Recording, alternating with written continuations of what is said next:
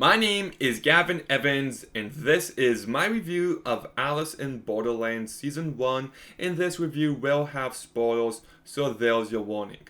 But I didn't hear about this show for the longest time, but after I watched Squid Game, a show that I really loved for the most part, everybody recommended to watch this show as well because they're very similar. So I gave it a try, and it's nowhere near the quality of Squid Game.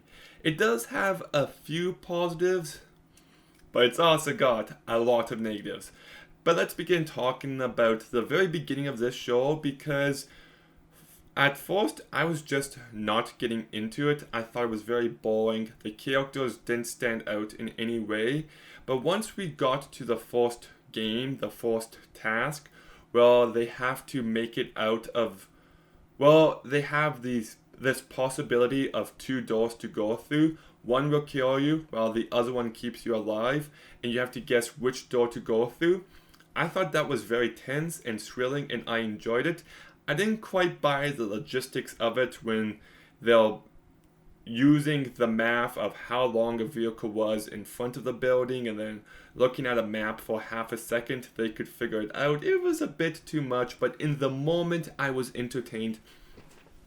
And then we get to episode 2. Well, it's this high stakes game of tag, but they have to find this room where they have to press two buttons at the same time while they're getting hunted down. And I do think it manages to be tense and thrilling, but when it's revealed at the end that there's other players who are the ones hunting them down, it didn't work for me because it turns out one of the unstoppable stuffed horse heads is actually an old grandma, and I'm just like, how did she take down those guys? That doesn't make sense. And when they're fighting the guy, why didn't they take off the horse mask? Like, you'd be able to do more damage that way.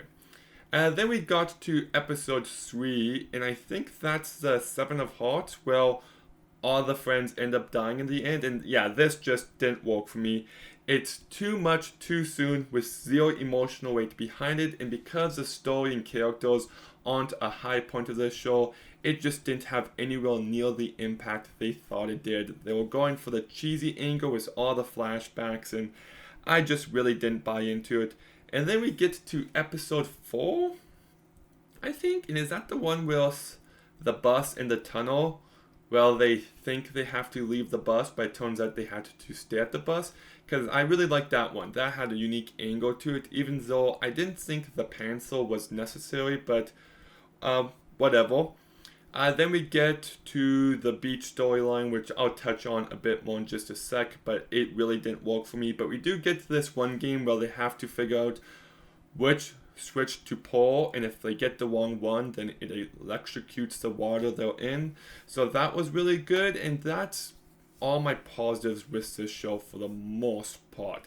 I really liked the ending of episode 6 and how it sets the stage of episode 7 when the beach becomes an arena, and I'm just like, oh my goodness, this is a great cliffhanger. I can't wait for the next episode. And then the next episode came and it sucked, so that didn't really do anything for me. Like, episode 7 should have been amazing. Like, people are getting killed left, right, and center. There's so much death everywhere. The stakes have never been higher. The characters are in terrible situations.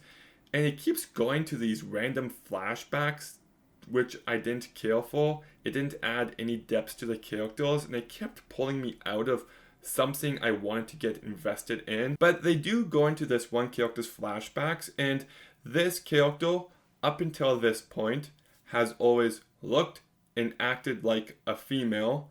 But then we get the backstory, and it turns out that it's actually a dude who's transitioned into a woman, and I'm just like, yeah, I don't buy that for a second. So I looked into the actress who's playing him, and it turns out I'm right. She's a normal woman. She's a normal actress. And it's just you're trying to make it seem more normal than it actually is. So I didn't like that. And then when he kicks the other guy's butt, yeah, that didn't work for me. And then we get to episode 8, where there's all these twists and turns. It turns out this guy was actually friends with this guy, and this person actually killed this person, and this person actually killed herself. And I just did not give a shit. It was just so many reveals, and none of them have any weight. None of them. And then it ends on a pretty decent cliffhanger, but look, this show just for the most part did nothing for me. I like it when it's focusing on the games, but the characters are as forgettable as they come. They don't stand out in any ways. They're just bland, generic, and just kind of there to exist. I thought the writing behind the story was very weak. I think that everything regarding the beach was very lacking. And I kind of liked the simplicity to begin with because I could ignore weaker writing then. But when you introduce the beach and you're introducing all these new characters and all these new plot beats, then you bit off more than you could chew and you really started to fall apart. Then also usage of flashbacks, like I said in episode 7, but also in other episodes that feel very choppy. And yeah, I don't know, that's all I really have to say on this show. I thought it had fun, tense, and thrilling moments, but for the most part, it's really forgettable stuff that's not going to stay with me in any way, shape, or form. The writing behind this show is really quite bad. It's visually uninteresting. I'm not going to mention any of the performances because no one stands out in any ways. I'm going to go ahead and give Alice in Borderlands Season 1 a 4 out of 10. Okay, have you seen Alice in Borderlands Season 1? What did you think about it? Let me know in the comments down below. Make sure you like, comment, subscribe, stay tuned for some more videos soon, and Gavin, out.